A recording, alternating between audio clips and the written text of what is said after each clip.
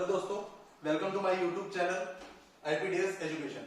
IPDS education online classes, ठीक है, जिसमें आज हम पॉलिटिकल साइंस में जो डिफरेंट आइडियोलॉजीज होती है उसके बारे में डिस्कस करना चाहेंगे। यहाँ पे 3 डिफरेंट आइडियोलॉजी के बारे में पढ़ेंगे जो आप क्लास 11 के अंदर या क्लास 12 के अंदर जो हम बार बार इन आइडियोलॉजीज के बारे में पढ़ते हैं। बच्चे चैप्टर्स तो पढ़ लेते हैं, कॉन्सेप्ट पढ़ते हैं, लेकिन उन्हें ये नहीं पता होता कि आइडियोलॉजी है क्या, ये टर्म्स है कौन कौन सी। तो सबसे हम सिलेबस स्टार्ट करने से पहले 11-12 में हमें इन टर्म्स के बारे में पता होना चाहिए कि डिफरेंट आइडियोलॉजी है क्या, ठीक है। जिसमें हम 3 आइडियोलॉजी के बारे में पढ़ेंगे जो बार बार रिपीट होता है। पूंजीवाद, समाजवाद और साम्यवाद की जो विचारधारा है, इनके अंदर क्या अंतर है, ठीक है। Difference between capitalism, socialism and communism, इनके बारे में पढ़ेंगे हम सेपरेटली कि क्या है इस विचारधारा के अंदर। जैसे पहला कैपिटलिज्म, पूंजीवाद। पूंजीवाद के अंदर देखते हैं पूंजीवाद क्या कहता है, ठीक है। इसके अंदर सबसे पहले आपको याद रहना चाहिए कि पूंजीवाद के अंदर सारा काम प्राइवेट सेक्टर में होता है। मेन सारी चीजें इसमें प्राइवेट यानी निजी क्षेत्र में सारा काम होता है, प्राइवेट सेक्टर में सारा काम चलता है इसके अंदर। जैसे यहाँ पे कुछ पॉइंट्स यहाँ पर निकाले हैं मैंने, जिसको आप आसानी से समझ सकते हैं। पहला है उत्पादन के साधन निजी हाथों में होना, कि मेन जो प्रोडक्शन होता है, सारा जो भी कल कारखाने, फैक्ट्री, सारा मेन जितना भी प्रोडक्शन का काम होगा वो सारा प्राइवेट सेक्टर में होता है, गवर्नमेंट के हाथ में नहीं होता। वो अपने तरीके से इन चीजों को कंट्रोल करती है, चलाती है, ठीक है। इसमें सारी चीजें प्राइवेट सेक्टर में होती है। हम सोचेंगे यहाँ पे गवर्नमेंट क्या काम करती है, तो गवर्नमेंट यहाँ पर 2 मेन काम करती है, ज्यादा इंटरफेयर नहीं करती। वो मेन एक काम करती है सिक्योरिटी, लोगों की सुरक्षा की देखभाल करना, और एक देखती है कि हमारे देश में लॉ सिस्टम कैसा है, लॉ एंड ऑर्डर कैसा है, कि कानून व्यवस्था किस तरीके से चल रही है, उसके अंदर क्या कमी है क्या नहीं, लोगों की सुरक्षा कैसे दिखनी, इन सारी चीजों पर काम करती है, ठीक है। और कैपिटलिज्म में एक चीज होता है, व्यापार और मुनाफे पर बहुत बल दिया जाता है। क्यों? प्राइवेट सेक्टर है, अपने लिए मैं बिजनेस कर रहा हूं या आप कर रहे हैं, जो भी है, हमारा मेन लक्ष्य क्या होता है इसमें, ज्यादा से ज्यादा प्रॉफिट, सारी चीजें। तो व्यापार पर मेन काम किया जाता है कि मेन ट्रेड करना है, इसके अंदर ज्यादा से ज्यादा व्यापार को बढ़ावा देना और ज्यादा से ज्यादा प्रॉफिट कमाना। उसके बाद बोल रहे हैं फ्री ट्रेड। इसके अंदर हम फ्री ट्रेड पर बल देते हैं कि जो भी इंपोर्ट एक्सपोर्ट होगा अलग अलग कंट्रीज के साथ, या अलग अलग इंटर स्टेट जो भी आयात निर्यात होगा हमारा इंपोर्ट एक्सपोर्ट, उन पर बल दिया जाता है कि फ्री में ट्रेड हो, कि आप अपने यहाँ से हमारे सामान लाइए, हमारा सामान आपके यहाँ पर जाएगा, सारा इंपोर्ट एक्सपोर्ट होगा, हम भी बेचेंगे। और साथ साथ फ्री कंपटीशन होता है, खुली प्रतिस्पर्धा, कोई इंटरफेयर करने वाला नहीं, जिसके पास पैसा है वो मार्केट में इन्वेस्ट करे और कमाए। फ्री में कंपटीशन होगा, आप अपनी चीज की क्वालिटी अपने तरीके से लगाएंगे, आप अपनी फैक्ट्री में अपनी चीजें बनेंगी, उसकी क्वालिटी अलग है, दूसरा बनाएगा उसकी क्वालिटी अलग है, तीसरा बनाएगा उसकी क्वालिटी अलग है, हर चीज की अलग अलग क्वालिटी है। तो उसको लेकर के फ्री कंपटीशन होता है, ठीक है, जिसमें आप मार्केट में अपने आप को कहां स्टैंड कर पा रहे हैं वो सब कुछ आपके ऊपर है, कि आपकी चीजों की क्वालिटी कैसी है, प्राइस कैसा है, आप किस हिसाब से चीजों को बेच पा रहे हैं, ठीक है। नेक्स्ट पॉइंट देखते हैं। इसके अंदर जो एक चीज देखने को मिलती है वो होता है शोषण। इसकी जो सबसे बड़ी कमी है कैपिटलिस्ट सोसाइटी के अंदर देखा जाता है, कैपिटलिज्म आइडियोलॉजी में देखा जाता है, एक कैपिटल इसमें शोषण होता है। किसका होता है? मजदूर वर्ग का। क्योंकि कैपिटलिस्ट कंट्रीज के अंदर मेन 2 चीजें देखी जाती हैं, यहाँ पर 2 क्लास होती है। एक तो हम देखने को मिलता है, एक होती है रिच क्लास, एक होती है पुअर क्लास, यानी अमीर और गरीब। सोसाइटी के अंदर ये 2 क्लास ज्यादातर देखने को मिलती है इन कंट्रीज के अंदर।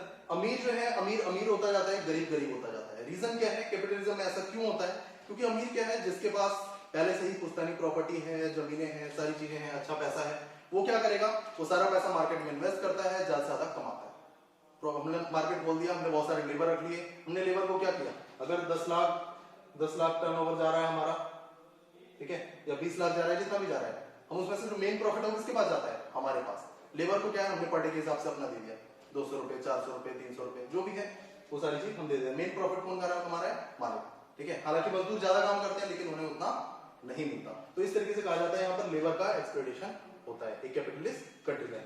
तो आपको याद रखना है कैपिटलिस्ट। और आपसे पूछा जाए अगर आपको ये विचारधारा किस कंट्री ने अपनाई हुई है, रिसेंट में इसका अगर एग्जांपल आपको देखना हो तो आप यहाँ पर एक यूएसए का नाम ले सकते हैं, यूनाइटेड स्टेट्स ऑफ अमेरिका, ठीक है। अमेरिका के अंदर पूंजीवाद है, कैपिटलिज्म का अच्छा एग्जांपल है, वहां पर इन्हीं चीजों पर बल दिया जाता है।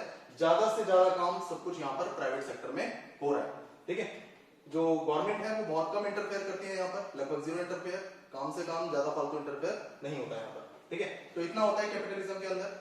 आगे देखिए जो नेक्स्ट टर्म है वो हमारी वो है सोशलिज्म, यानी समाजवाद। समाजवाद क्या कहता है, इसके अंदर क्या चीजें होती हैं, आप जो भी आइडियोलॉजी पढ़िएगा एक दूसरे को कंपैरिजन जरूर करिएगा कि कौन सा बेस्ट है, कौन क्या कहना चाह रहा है, ठीक है, तभी आप सही से उसको इवैल्यूएट कर पाएंगे। जैसे पहला बोल रहा है सोशलिज्म के अंदर राज्य या सरकार का पूर्ण नियंत्रण।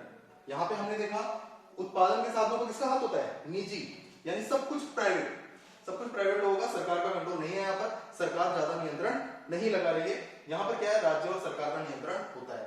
यहाँ पर सारी चीजें गवर्नमेंट के कंट्रोल में होती हैं, सरकार के अंदर होती हैं। तो ये होगा समाजवाद, जहां पे राज्य और सरकार का पूर्ण नियंत्रण है, तो वो समाजवाद है। उसके बाद संसाधनों पर समान अधिकार और समान अवसर। पूंजीवाद में हमने क्या देखा, यहाँ पर क्या है, जिस पे पैसा है वो रिसोर्सेज ले लेगा, सारी चीजें अपने अकॉर्डिंग चीजों को यूज करेगा। तो यहाँ क्या है, कोई ज्यादा यूज कर सकता है, कोई कम भी कर सकता है। लेकिन यहाँ क्या है, समाजवाद के अंदर समाजवाद कहता है, सोशलिज्म कहता है कि जो भी रिसोर्सेज होंगे उस पर इक्वल राइट होगा, सबका समान अधिकार होगा। ठीक है, ये नहीं कि मैं कास्ट के बेस पे, रिलीजन के बेस पे या किसी भी बेस पे, कोई बड़ा है, छोटा है, अमीर गरीब है, मैं किसी बेस पे डिस्क्रिमिनेशन कर रहा हूं, तो वो चीज यहाँ पर नहीं होगी।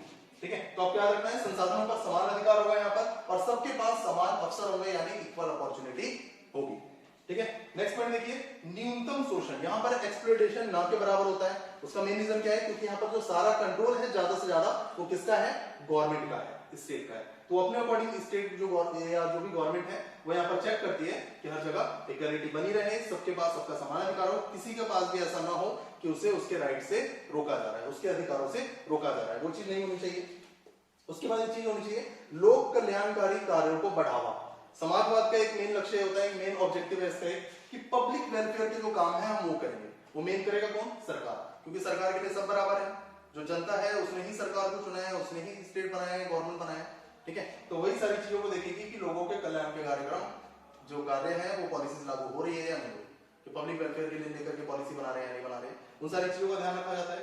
उसके बाद सोशलिज्म में एक चीज और चीज होती है, इसमें क्षमता अनुसार कार्य किया जाता है, कि जिसकी जैसी एबिलिटी है उसकी योग्यता के अनुसार उससे काम लिया जाता है, और उसके कार्य अनुसार वेतन दिया जाता है, कि जैसा काम होगा वैसी सैलरी होगी, ये कहा जाता है। उसके बाद ये इस चीज को बिल्कुल नहीं नकारता कि सोशलिज्म में आर्थिक असमानता होती है। ये कहता है इकोनॉमिक इनइक्वालिटी होती है यहाँ पर, और यानी जैसा काम वैसा काम, यानी आप जैसा काम करेंगे, जितनी एबिलिटी है उस हिसाब से आपको पैसा मिलेगा, जो नहीं करेगा उसको नहीं मिलेगा। इस तरीके से यहाँ पर चीजों पर ध्यान दिया जाता है। ठीक है, सोशलिज्म में एक और चीज होती है, अब सोचेंगे समाज में जब सरकार सबके वेलफेयर के लिए काम करेगी, तो सोसाइटी में कुछ वीकर सेक्शन होते हैं जो इतनी एबिलिटी नहीं होती उनके अंदर कि वो अपना विकास कर सके। जैसे मान लीजिए ब्लाइंड है, या फिजिकल हैंडीकैप हो गए, विजुअल इंपेयर्ड हो गए, विकलांग है, तो उनके लिए सरकार क्या करेगी, उनके लिए यहाँ पर सरकार तरह तरह के स्कॉलरशिप लेकर के आती है, तरह तरह की उन्हें छूट दी जाती है ताकि उनका भी विकास हो सके। तो ये है समाजवाद। अब एक लास्ट टॉपिक है हमारा साम्यवाद, कम्युनिज्म। ये क्या कहता है, ये देखिए, इसकी जो मूल भावना है, ये मेन जो चाहता है, ये चाहता है इक्वेलिटी हो, यानी समानता हो हर जगह पर, समानता पर बल देता है। लेकिन ये इस चीज को भी नहीं नकारता, ये कहता है कि हर युग में समाज दो वर्गों में बटा रहा है, शोषक और शोषित। यानी एक रिच क्लास एक शोषण करता है, एक राज करेगा, और दूसरा जो है मजदूर वर्ग, उसका शोषण होगा। यानी सीधा सीधा कह रहा है समाज में दो वर्ग होते हैं, अमीर और गरीब। इस चीज की बात करता है जो अब तक का समाज है, लेकिन ये समानता चाहता है। और कहता है कि ये चाहता है राज्य की समाप्ति हो जाए। कहते हैं अगर राज्य समाप्त हो जाएगा, स्टेट होगा ही नहीं, तो वहां पर कोई छोटा बड़ा या अमीर गरीब नहीं होगा, सब बराबर होंगे। इसके लिए वो क्या कहता है, समानता होगी कैसे, इसके लिए कहता है कि राज्य, यहाँ पर राज्य क्या है, शोषक को प्रश्रय देता है। एक तो स्टेट को इसलिए भी खत्म करना चाहते हैं कि जो शोषक है, जो रिच क्लास है, जो डोमिनेंस दिखा रहा है, उसको मतलब मौका देती है कि आप आओ राज करो, उसको कहने में प्रमोट करती है, तो इसको खत्म करना चाहते हैं स्टेट को। इसलिए राज्य नहीं होना चाहिए। अब राज्य होगा कैसे, नहीं खत्म कैसे करेंगे, क्रांति के द्वारा और संघर्ष के द्वारा, कि जितने भी मजदूर है, इसके अंदर एक विचारधारा आती है मार्क्सवादी विचारधारा। मार्क्सवाद आपको याद रखना है। मार्क्सवाद कहता है कि दुनिया के सारे मजदूर इकट्ठे हो जाओ और मिलकर के क्रांति कर दो, संघर्ष कर दो, इससे तभी तुम्हारी आजादी संभव है, और तभी ये जो रिच क्लास है, अमीर वर्ग है, शोषक वर्ग है, इसका खात्मा। ठीक है, मार्क्सवाद चाहते हैं कि राज्य नहीं होना चाहिए। उसके लिए क्या कहते हैं कि क्रांति और संघर्ष के द्वारा ये संभव है। मार्क्सिस्ट कहते हैं, मार्क्सिस्ट आइडियोलॉजी कहती है कि दुनिया के सारे मजदूर एक हो जाओ, इकट्ठे हो जाओ, और मिल करके जो ये शोषक वर्ग है, जो रूलिंग क्लास है, इसके खिलाफ संघर्ष कर दो, क्रांति कर दो, तभी ये पॉसिबल है कि स्टेट का खात्मा होगा, और दुनिया में एक ही क्लास होगी उस दिन, कामगार वर्ग, वर्किंग क्लास, कि जहां पर सारे बराबर होंगे और स्टेट नहीं होगा। ये साम्यवाद कहता है। मार्क्सिस्ट आइडियोलॉजी इसको सपोर्ट करती है। उसके बाद एक जो मेन पॉइंट है इसके अंदर, ये आपको बहुत याद रखना है, यहाँ पे आपने देखा ना, समाजवाद में क्षमता अनुसार कार्य लेते हैं, जितनी आपकी एबिलिटी है उसके अकॉर्डिंग काम लेंगे, और आपके काम के अकॉर्डिंग ही सैलरी देंगे। लेकिन यहाँ पर क्या है, आपके आवश्यकता अनुसार वेतन दिया जाएगा, जितनी आपको नीड है उतनी ही सैलरी दी जाएगी, लेकिन काम आपकी क्षमता के अनुसार लिया जाएगा, या उससे ज्यादा भी लेंगे। जितना आप कर सकते हैं उससे ज्यादा भी काम आपसे लिया जा सकता है, लेकिन पैसा आपको उतना ही मिलेगा जितना आपकी जरूरत है, जितने में आपकी नीड्स पूरी हो जाए। ठीक है, तो यही डिफरेंट डिफरेंट आइडियोलॉजी है, इसके बीच में जो डिफरेंस है वो आप आसानी से समझ गए होंगे। ठीक है, इसको कंपैरिजन करिए। आशा करता हूं कि आपके जो टॉपिक है, जो भी डिफरेंट आइडियोलॉजी है वो क्लियर हो गया। Thank you so much.